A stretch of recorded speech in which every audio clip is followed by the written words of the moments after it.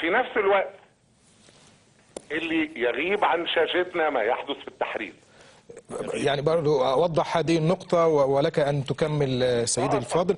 يعني عندما ذهبت كاميرات التلفزيون المصري إلى ميدان التحرير في هذا اليوم، يوم الجمعة، تم التعامل معها بعنف وتم تكسيرها من قبل المتظاهرين لما بيعرفوا أن هي كاميرا التلفزيون المصري. جميل. وبعد الجمعة السبت. أيوه يعني أنا عارف.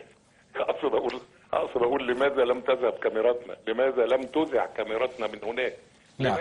لماذا لم يكن التلفزيون المصري هو مصدر معلوماتنا؟ لماذا ألجأتمونا إلى الجزيرة؟ وألجأتمونا إلى العربية؟ وألجأتمونا إلى CNN؟ نعم. ليه؟ ناهيك بقى عن اللي حصل، وده الطامة الكبرى. يوم المظاهرة المليونية.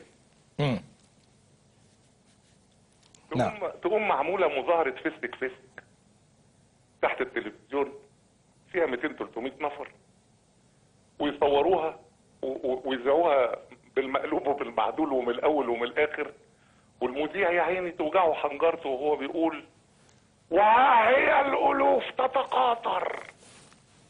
يا أخي عيب، يا أخي اختشوا. يعني ده في عينين شايفة تتقاطر فين؟ ألوف إيه اللي بتتقاطر؟ زي طيب خلصنا من موضوع المظاهرة الخايبة المدفوعة الأجر. طب في مقابلها ما تروحوا هناك، ما تورونا ال 2-3 مليون اللي هناك، خصوصا وأنها كانت مظاهرة سلمية محترمة حضارية. نعم. مشرفة جدا جدا جدا للشعب المصري.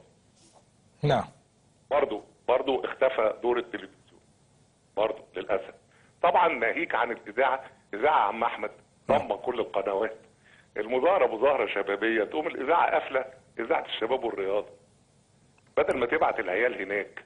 العيال النحل بتاع الشباب والرياضة اللي كان المفروض يكون موجود هناك وبيقدم ريبورتاجات من هناك، تتقفل إذاعة الشباب والرياضة وتقدم لنا ما شربتش من نيلها مع البرنامج العام، مع الوحيدة المفتوحة مستقلة صوت العرب. وكأنما صوت العرب دي ما بيتكلمش الشعب المصري، بيتكلم حد تاني، والباقيين هم اللي بيكلموا الشعب المصري. جينا وصلنا لبعد كده واصبح التلفزيون محور اشاعات على العيال وعلى ما يحدث هناك. بتحصل قطيعة تدريجية بين ما يحدث هناك، بين نبض الولاد هناك وبين التلفزيون.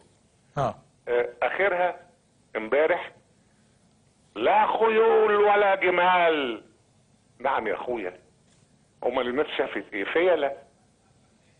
شفنا اسود يمكن؟ مين اللي قال لكم ان مفيش خيول ومفيش جمال؟ جات لكم منين دي؟ نعم. هذه الاخبار تخلي المواطن المصري يشك تماما في مصداقيه التلفزيون بتاعه اللي هو مش بتاع حد. نعم. المفروض يكون بتاعه، المفروض يكون مصدري الاول للمعلومات. نعم. ارجو يعني انا شايف ان مبادره الاستاذ عبد اللطيف ان يسمح لي بكل هذه ساعه الصبر ان انا اقول اللي انا عاوزه. ارجو انه ده يكون تغير في الاخلاق المهنيه للاعلام المصري. ارجو ان يكون هذا تغيرا. بس واضح يا استاذ عمار انك حريص على الاعلام المصري. طبعا يا نهار اسود يا احمد. نعم. وانا عندي غيركم يا ابني؟ نعم. هو انا قلبي ما بياكلنيش على الاعلام المصري؟ نعم. ازاي يعني؟ وانا جاي منين؟ من غزة ولا من تركيا؟ نعم. لا طبعا حريص على الاعلام المصري، وطبعا نفسي انه تلفزيوننا يبقى سيد الكل، وانه اذاعتنا تبقى ست الكل، وانه شاشتنا تبقى هي الشاشه اللي عين الشعب المصري ما بتترفعش من عليها، وانه قلبه يبقى مصدقها. نعم. انا يعني أنا مبسوط قوي إني قلت ده عندكم الحقيقة، مرتاح. ونحن نتقبله بصدر رحب، وسنحاول جاهدين أن نصل إلى هذه الصورة قريبا إن شاء الله في ظل ما هو متاح أمامنا. وجاءنا الآن من القوات المسلحة التأكيد بأنها كانت تتلقى البلاغات أولا بأول. أستاذ عمار، يعني ذكرت أنك اتجهت إلى القنوات الأخرى، طب هل اقتنعت بما تقدمه؟ بص بقى، انا لا فكرت اقتنع ولا ما اقتنعش، انا نعم. كنت عايز حاجه تحطني في الصوره هناك. نعم. اعرف العيال بيعملوا ايه. على فكره، بس انا ما قلتش ان القوات المسلحه لم تكن تتلقى بلاغاتكم، انا قلت كانت تتلقى. نعم. ولم نكن نعرف ماذا حدث. نعم. ودي تفرق كتير. نعم. اخيرا، برضو مش عايز التلفزيون بتاعنا يستدرج لشائعات خايبه جدا، زي البت الخايبه جدا اللي طلعت تقول دفعوا لنا $50,000 كل واحد وصفرونا وحطونا وجابونا. يا جماعه، قبل بس ما نقول حاجه نفكر فيها. احسبها معايا والنبي احمد ابو سيل. تفضل. انت دلوقتي بتدفع $50,000 للنفر اللي راح يتعلم قياده الجماهير واثارتها. نعم. $50,000 لو كنا 10 دفعوا $500,000. ال20 بمليون. نعم. ال20,000 بمليار. مم. يعني اقصد اقول انه لو هناك جهه سخيه جدا هتدفع $1,000,000 تبقى هتجيب لك 20,000 ثوراجي. نعم. طب اخبار بقيه ال5 مليون ايه؟ اللي وقفوا يوم مين اللي دفع لهم؟ مين اللي جاب لهم اي حاجه في اي حته؟